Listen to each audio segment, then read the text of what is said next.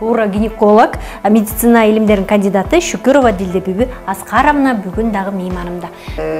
Аборттун кандай түрлөрү бар эже? Анан друг эле 3-4 минуттун ичинде же бир какой-то 5-6 минуттун ичинде эле абортту мынтип эле баланы ичинен алып таштаганда кеттим, денем жыйылып кетти аябай. 12 неделя болгондо баланын уже башы монда болуп калат. Ошондо алыш деген бул вообще тозок да. Эркектин тиги органына деп коюнчу. Ой, уштурман бүтүрүп таштайлы. Ой, эмне демага кирип алган бок денем тим эле унтуп тер басып кирди. Ошол төрөткө ошол да даярданат да. Эми ошол процесстердин баары мындайынча айтканда төбөңдөн баштап тамагыңа чейинки өзгөрүүнүн баары бир эле бир кичинекей убакытта үзүлүп калып атпайбы? Мен бетимде эмоция барган сайын монтуп баратат.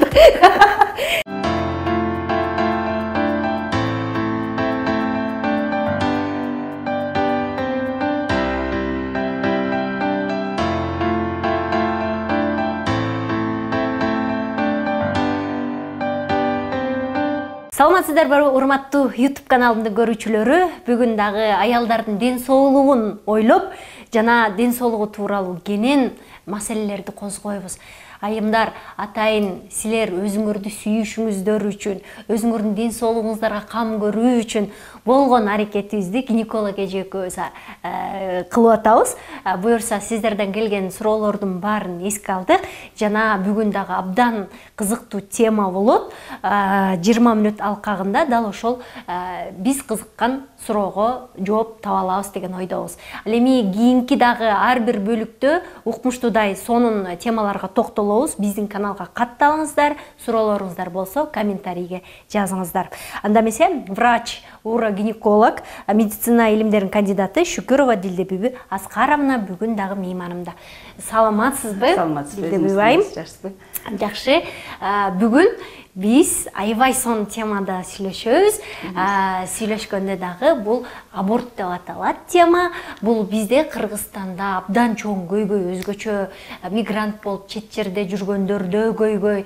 Анткени биз ушул жыныстык катнаш деген эмне, канткенде бойго бүтүп калат, ушул нерселерди улуулар уят деп айтпаганы үчүн көп нерсеге көз жумуп, көп нерсени биз мындай кулак жапырып койгонубуз үчүн ушунчалык кыргыздардын арасында оору да көбөйдү, ушунчалык аборттор, таштанды балдар көбөйдү. Ошону алдын алабыз, аборт эмне экенин түшүнүк алабыз достор. Биз менен бирге болуңуздар. Эми Дилдебүбү айым, мындай дейличи. Эң башта бойго бүтүп калбаш үчүн эмнелерди кылышыбыз керек? Эгерде бала күтпөсө, жаштарга өзгөчө ушундай билим жок да эже?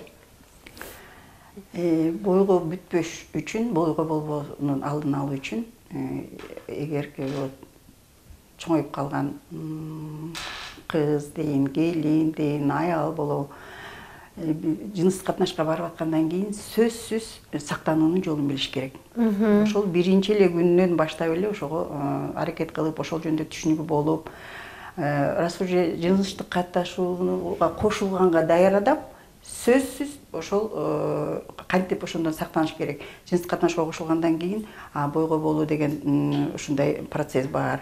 Ошону кантип алдын алсын деген информацияны сөз алыш керек. Анын эми жолдорун айта берейинби? Сонун болот эле. Жолдору көп, аябай көп. Өзүнчө жанакы төрөйлүк алгач жолу жыныстык катнашууга барып аткандарга көбүнчө жанакы презерватив бар. Ошол защищенный половой акт дейбиз. Муну ошол эле жакшы. Эң ыңгайлуу. Бул биринчиден бойго бүтүрбөйт, экинчиден ар кандай оорулардан сактайт. Жанакы жыныстык жол менен бериле турган оорулардан сактайт. Анан эгер төрөп жүргөн аял уже төрөп бүттүм десе, анда внутриматочный контрацепция дейбиз. Матканын жакындын ичине биз атайын ыңгайлаштырылган спираль деген бар, ошонун түрлөрү бар ар кандай, ошолорду коебуз. Спиральды канча күнгө, канча убакыт колдонот? Спиральды эми эң көп колдонулганы 4 жылга чейин колдонулат. 4 жылга чейин 4 жылда бир алмаштырып 4 жылда бир алмаштырыш керек. Анан бирок спиральды дагы эми багы бул индивидуально багы пациент келгенде ошондо экөө сүйлөшүп туруп, доктор менен пациент кеңешип туруп, дарыгер менен канча ошого көрсөтмөсү бар, койсо болбойбу, ага спираль койбой турган дагы убактар болот, карама каршы келе турган нерселер болот, ден соолукка каршы. Анан эң негизгиси сезгөнү болсо, суу өтүү болсо да койгонго болбойт. Ошолорду мындай бет маңдай отуруп алып, пациент менен доктор аны экөө кеңешиш керек. Бул бак уже төрөп бүткөн аялдарга же болбосо бирдекини төрөгөн аялдарга койсо болот. Анан төрөй элек аялдарга спиральди мен кеңеш бербейт элем, анткени көбүнчө муну дагы кийинки темаларда сүйлөшсөк керек. Сезген үнү чакырат дагы бара ошол спираль кайра бойго болтурбоо алып келип коюшу мүмкүн, тукумсуздукка алып келиши мүмкүн. Бул аялдын организминде бири-бири менен прям мындай эле байланыштуу да. Анан эже дагы ушул жерден спиральга кошуп кетейин. Спираль салгандан кийин эркектин мүчөсүнө тийип тоскоолдук жараткан учурлар болот экен да. Анда кандай болот? Ошол кээде мага дагы бизге гинекологдорго кайрылышат айымдар. Анда спираль ылдыйлап калган болот. Же болбосо спиральдин өзүнүн эң негизги спиральдин жанакы бойго болтурбай турган бөлүгү жатындын ичинде болот, ич көңдөйүндө болот, жатындын көңдөйүндө. Кичинекей мурутчалары болот. Мурутчалары жатындын моюнчасынан кичине аз-маз чыгып турат. Ал сезилбейт.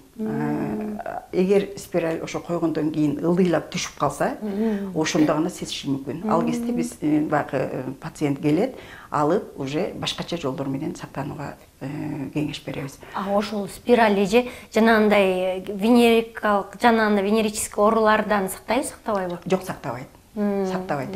Оорулардан эң негизгиси только презерватив эле сактайт.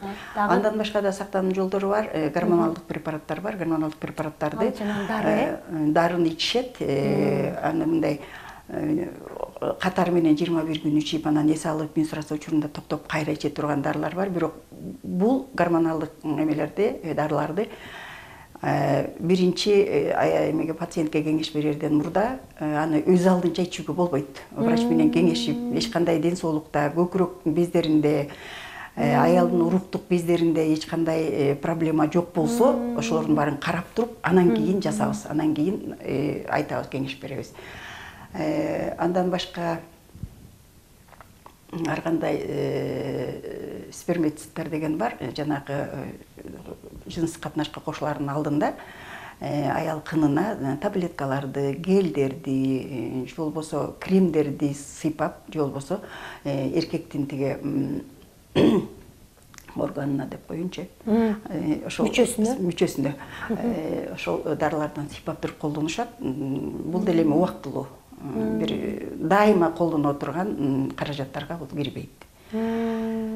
Ал 100% коргойт деле да? 100% коргойт. Ал деле жанагындай ооруларды өткөрүйет да? Ооруларга только презерватив защита кылат. Анан эми жана аборт жөнүндө сөз кылалы дебедикпи? Аборт деген бул өзү мындай түшүнүк да. Аялдын өз каалоосу менен 12 жума мөөнөткө чейин нормалдуу өсүп аткан баланы боюнан алдырып таштоо да. Ушул аборт деп эсептелинет. Анан боюнан эгер чала түшүп калып аны тазаласа, болбосо ичинден бала өспөй калса, болбосо ошол бала боюна болгондон кийин аялдын ден соолугуна ар кандай себептери болушу мүмкүн. Ошол залал келтире турган болсо, ошондой себептер менен эгер аял боюнан алдырса, бул аборт деп эсептелинбейт. Ал боюнан медицинский көрсөтмө боюнча алынган болуп эсептелинет. Анан аборттун эми кандай зыяндары бар? Бойго болду дейле. Ушу бойго болуу процесси деген мага мындай жагат да. Бул деген эч нерсе жоктон эле жашынакай болуп, бала пайда болуп калат да. Бул бир менин оюмча Кудайдын бир сонун белеги да. Анан ошол бойго болгондо жубайлар пландаштырды дейм. Анан бул аябай Кудайдын белеги, организм сүйүнөт ушугачы, аялдын организми.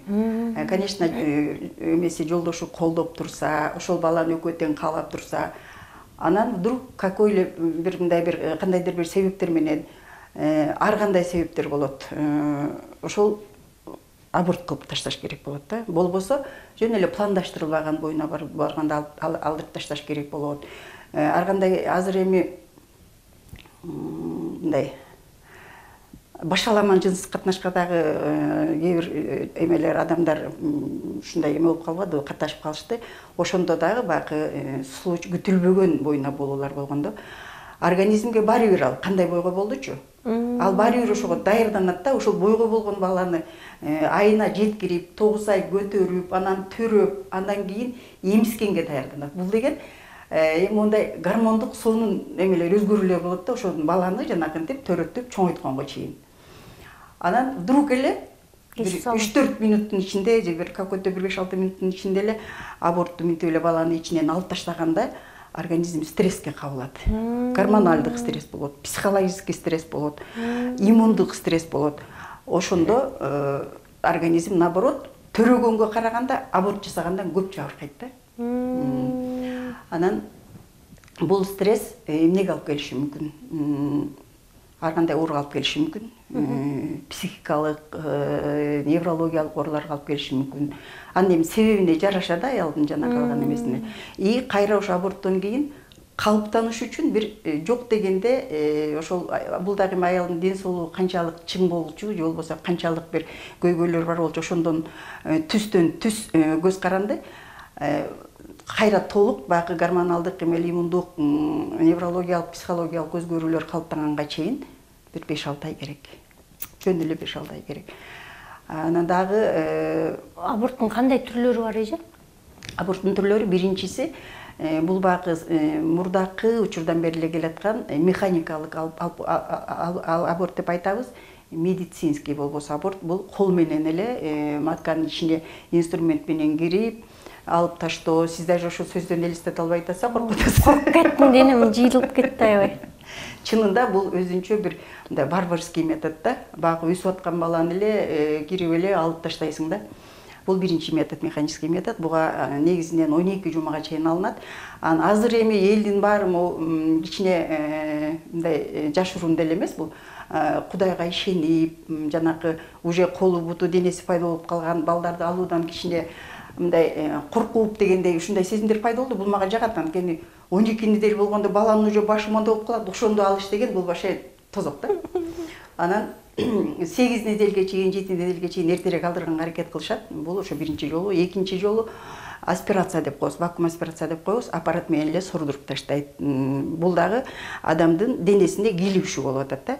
Андан башка медикаментозный аборт деген бар. Жөн эле таблеткалар менен түшүрүлөт. Мында дагы биринчи прогестерондук үзүндүлөр бар, рецепторлор бар. Ошолорду үзүп жаап таштайбыз дагы таблетка менен. Ичтеги бала өспөй калат. Андан кийин ошону сыртка чыгарганга дагы дары жасабыз. Ошону менен уже баягы бала түшөт да, бойдон түшөт. Мында дагы эле жанакыдай гормоналдык аябай стресс болот организмге. Бул учурда дагы почти бир 7-8 айлап организм кайра калыптанат. Анан аборттун эң негизги зыяны жанагы эмелерди өзгөрүүлөрдү айттым. Эң негизги зыяны болуп бул ошо аборттон кийин жанагы кийлигишүү менен жасаган аборттон кийин сезгенүү күчөйт. Аялдын өзү какой-то бир мындай коркунучу пайда болот. Анткени баары бир канчалык оорутпай, канчалык эметпей аракет кылганың менен все равно ал душевный хотя бы болду сезет да аял. Ушундай эмеси бар. Андан бара-бара сезгенүү, кайра эле баягы жатындын трубалары өзгөрүп, жатындын ичиндеги эндометрий өзгөрүп, сезгенип, ошондон кийин дагы эле баягы кайра аборт жасагандан кайра тукумсуз калып келип калышы мүмкүн да. Бул жерде мындай бир порочный круг жүрөт да. Ошон үчүн ар бир аял, ар бир жаш келин дейин жыныстык катнашка барардын алдында кантип сактанууну ойлоп, алдын ала сактанып алса жакшы. Аборт канчалык аз болсо, ошончолук ден соолукка да жакшы, и Кудайга да жагат да. Психикалык, моралдык жактан дагы аялдар жабыркап экен да. Эже жанагы вакуумный деп атпайсызбы? Ошо вакуумныйды канча неделядан канча жумага чейинки балдарга алынат ал вакуум менен? 4 жумадан баштап, 4 жумалык мөөнөттөн баштап 8-10 чейин алса болот. Бирок ошо 4, 6, 7 өзү мындай оптимальный мөөнөт да. Андан ашып кеткенде уже баланын сөктөрү пайда боло баштайт. Ой, Штыман бүтүрүп таштайлы. ой, эмне деген темага кирип алган бок денем тим эле монтот тер басып кирди. Бала өлтүрүш оңой нерсе эмес да, бул бир адамды өлтүргөнгө тетип болот койбу анан. Немени ошондуктан урматтуу айымдар, биз сактанганды билишибиз керек. Адам менен бир катнашка баратканда ал адам канчалык деңгээлде сенин адамың жана андан ары экөөң пландаштырууга мүмкүнбү, ошолорду дагы ойлонуш керек деп ойлойм. Анан орто жолдо таштап кетсе, анан бала дагы таштанды болбош керек деп ойлойм. Шылып, мунун аябай көп аспектилери бар. Ошондуктан жашообузга абдан жоопкерчиликтүү карашыбыз керек деп эсептейм. Анан жана дары менен бойдон чүргөндө ал канча неделя болуп атканда чүрүү мүмкүн? Ал деле ошол 3-4 жума сроктон баштап 8-9 жумага чейин. Ошондо эффектүүлүгү жакшы да. А так оптимальный срок бул жерде деле бир 4-7 жума да. Денеде бала алгач пайда болгондон баштап эле аялдын денеси өзгөрүлүп, башкача болуп, дене балага даярдык көрө баштайт эмеспи? Аны өзгөлтүккө учураганда кадимкидей дене стресс болот экен, көп ооруларды алып келет экен, Ооба. Бул жерде жана санап кетпедимби? Биринчиден гормоналдык стресс, бул өтө чоң стресс да. Экинчиден психологиялык, бак абортту эмне үчүн аборт жасады? Ошонун себеби ар кимдин ошол аборт жасаган айымдын өзүнө гана тиешелүү да. Андан башка иммунитет дагы жана айтып атпаймынбы? Бойдо болгондон баштап прям организм сүйүнүп даярдана баштайт. Ушуну айына жеткирип, анан төрөлтүп, анан кийин эмискенге чейин мен даярданайын депчи, бүт гормондор өзгөрөт. Гормон беременностьтен прогестерон бар, ал көбөйө баштайт. Жада калса организм ушул жана биз кээде бойдо барда сууну азыраак ичиш керек деп коет эмеспи? Сууну да нормально ичип туруш керек да. Жада калса ошол сууну, баланын суусу жакшы болуш үчүн, андан кийин төрөгөндө ушундай кан кетет, мынча кан кетет, любой аялдан кан кетет да. Ошонун да эсеби менен организм өскөрө баштайт. Анткени жана аялдар кичине толгонсуп, буттары мындай болбой пишигенсип, беттери мындай болтойгонсуп калат го. Ошонун баары шишик эмес, бул эмелердин тканьдардын арасындагы суюктук көбөйүп, ошол төрөткө ошол дагы даярданат да. Эми ошол процесстердин баары мындайынча айтканда төбөңдөн баштап таманыңа чейинки өзгөрүүнүн баары бир эле бир кичинекей убакытта бүт үзүлүп калып атпайбы? Андан кийин кайра ошого калыптанганга чейин ошон үчүн организмде убакыт керек, организм өзүн мындай көптө калыптандырат да. Ошо аборттон кийин дароо эле кайра бул мисалы үчүн бир ден соолугуна байланыштуу аборт болду деп коелу, үй бүлөдө эле күйөөсү бар аял, ал кайра сактанбаса кайра эле боюна бүтүп кала берет да, же? Ооба. Бирок мындай ден соолугуна байланыштуу аборт жасагандан кийин, боюнан алдыргандан кийин, муну сөзсүз ошо ден соолуктун кандай себеби болду? Ошону толук дарылап, толук кандуу гана ошол мисалы үчүн жүрөк оорусу боюнча жасашы мүмкүн, бөйрөк оорусу боюнча жасашы мүмкүн, өпкө боюнча эми себеби кандай болсо, ошол ооруну ошол специалистке барып толук кандуу жакшы болдуң, эми төрөсөң болот дегенге чейин сөзсүз гинекологко келип, кеңеш алып сактаныш керек. Бул өзүңдү өзүң жакшы көрүү, өзүңө жоопкерчиликтүү алуу деген эме да. Максат. Сон эже. Ох, мен бетимде эмоция. Барган сайын монуп баратат. Бирок аябай керектүү тема эже бул. Аябай керектүү тема. Анткени бизде абдан көп аборттор болуп атат, көптөгөн балдар төрөлсө дагы таштанды болуп атат. Ошон үчүн ошону алдын алышыбыз керек, ошентип сактанышыбыз керек деп программабыздын башында айтып кеттик. Булардын баарын кулабыбызга күмүш сырга кылып тагып алабыз айымдар.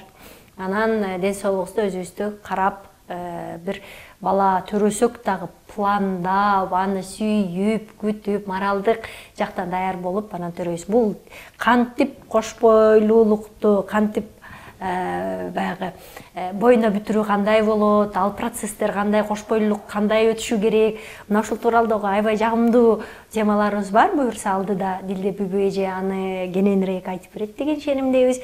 Бүгүн мына ошол аборт темасына ыктадык. Анан кайрадан көрүшкөнчө саламатта аман туруңуздар.